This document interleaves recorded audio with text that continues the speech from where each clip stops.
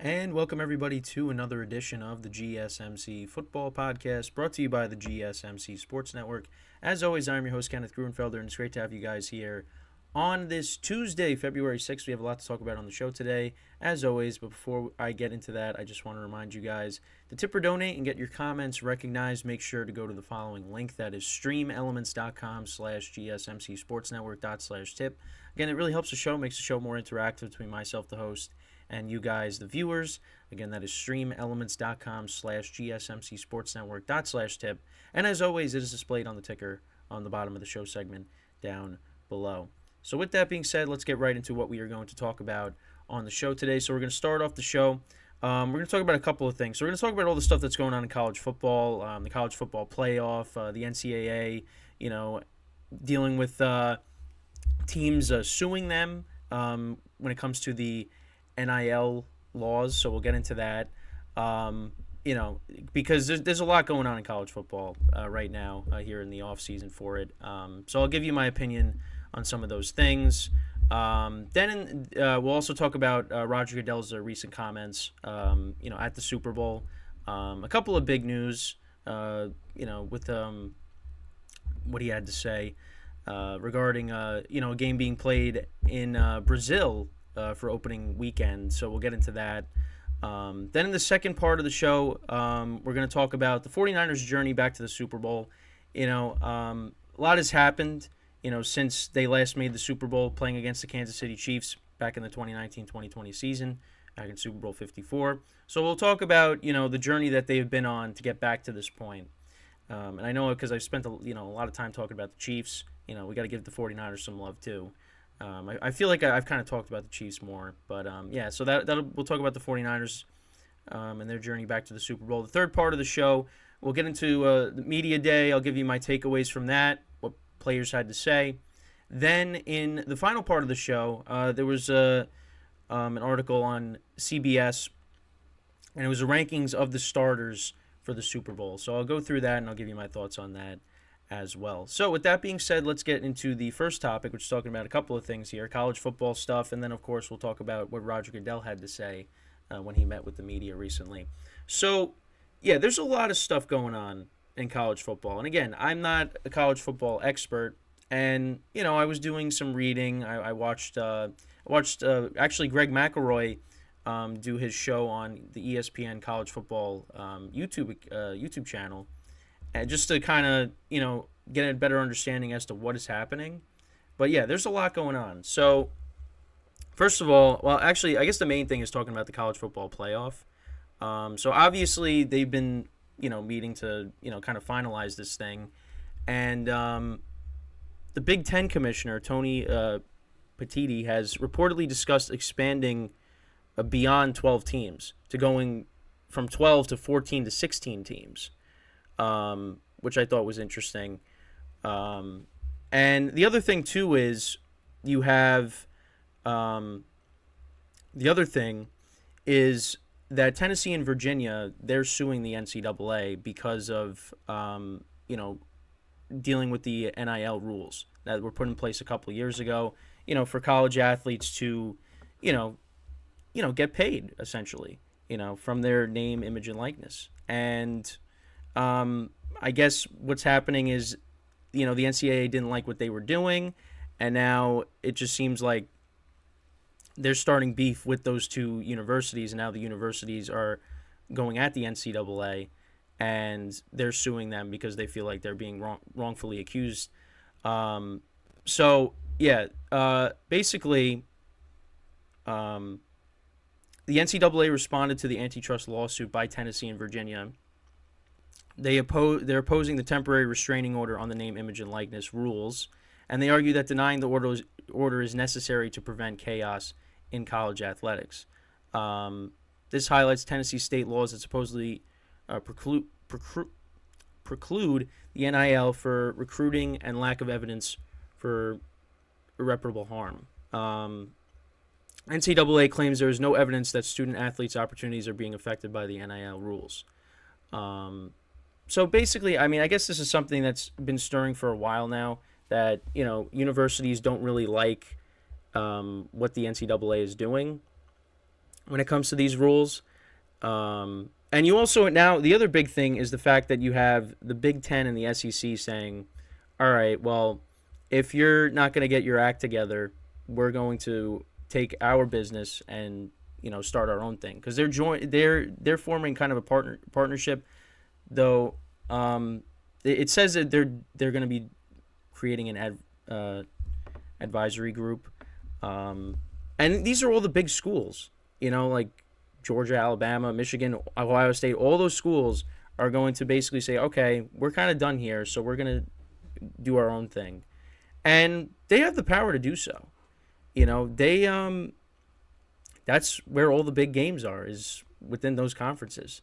And, obviously, again, that ties it all back into the college football playoff because, again, it's not finalized yet. And I don't necessarily know how it's going to work because does that mean, like, all the other conferences have a chance to, if you're expanding to all, to 12 teams, does that mean that the other conferences have a chance to, make it? And I don't know because they're talking about the auto bids, 5 teams automatically making it in, and then you have the other spots that need to be filled. So I don't know. I mean, it's the other thing too is does that water down the regular season? Because if you have all these teams making it, I mean that means like maybe some of the games are less important. So. There's that, and then you have also Florida State who doesn't want to be in the ACC anymore. They want to join, the Big Ten or the SEC, because they've just felt like we're never going to make it because we're always, well, not that we're always, but that they were left out. I mean, they were left out this year. I mean, they went undefeated. They lost their starting quarterback, and they still got left out of the college football playoff. Now you expand it. I mean, you have a better chance, but there's a lot of realignments. Because obviously the Pac-12, there's only now 2 teams remaining. It's the Pac-2 now. It's Oregon State and I think is it Oregon State and Washington State, I believe. Because I was looking at the conferences last night. So it would just be Oregon State and Washington State. That's what it is right now. Is just the Pac-2, I believe. So yeah, there's just like a lot going on. The NCAA is kind of like a mess right now with everything that's going on. You got teams that are suing them. You got conferences forming partnerships, and then on top of that, the other thing from watching Greg McElroy last night is just the fact that there's like a lot of coaches leaving college football to go get jobs in the NFL if the opportunities present themselves because with everything going on, the NIL rules and things like that, you got these coaches that have to deal with, their best players leaving, and then you have to start all over again. Now, in the NFL, there's obviously changes to a roster year to year, but you're not losing your star players. If you have your star players under contract, they're not going anywhere. In college, it's different. They could just transfer, if they don't like the situation they're in. So that's why a lot of these coaches, like you saw the Boston College head coach take a job, with the Packers. Chip Kelly's looking for an offensive coordinator job because there's more stability there, and you don't have to deal with a massive overhaul to your roster, and you have to worry about recruiting students. It's just it's a lot. It's definitely a lot of information. So yeah, I mean, all this stuff is going to continue, and again, obviously. We got to see what happens with the college football playoff, and when you have the big conferences forming an alliance, basically, it's going to be interesting to see how all this turns out. And obviously conference realignment, like I said, it's a lot, and again, we'll see what happens in the coming months and how essentially how the college football playoff is going to play out with it being 12 teams. It's supposed to be for the upcoming season, but only time will tell. But it really is it's a lot of information. I mean, there's a lot going on, and also just the fact that the domino effect that Nick Saban and Jim Harbaugh started, because now you had these coaches leaving some of their programs to go coach in different places. It's a lot, and again, something we'll keep an eye on, in the coming weeks, in the coming months as well, as we go from, they're in the off season, and of course, the NFL will be in the off season relatively soon as well. So speaking of that, just wanted to touch upon Roger Goodell's comments. So one of the biggest things is the fact that the NFL is going to be playing a game in Brazil opening weekend. They're going to be playing. It's going to be the Friday of opening weekend. So you're going to have the Super Bowl championship. The Super Bowl champions opening up their game the previous night, and then you're going to have another game. And it'll be the Philadelphia Eagles will be involved in that game. The opponent is to be determined. It's going to be an Eagles home game. I'm hoping that it's not the Giants. Just please don't pick the Giants. Pick anybody else. Just not the Giants. I don't know how I feel about this. It just seems like the NFL, before you know it, there's going to be a game played every single day because we had that during COVID. Now that we're kind of, away from the pandemic, you've had, the Black Friday game obviously this year. Now there's going to be this next year to go along with, Thursday night football and Monday night football and Saturday football and Sunday. It's just, again, like, it's great for the viewer, but, like, it's, again, you worry about the players and, how that affects them because, again, you've had players come out and talk about Thursday night football, just not, something that they, are on board with. And, that's something that they're going to, I guess, continue to do. And, obviously Thursday night football they're going to continue to do. But now they're, adding games on other days. Now you got Friday. So, we'll see what how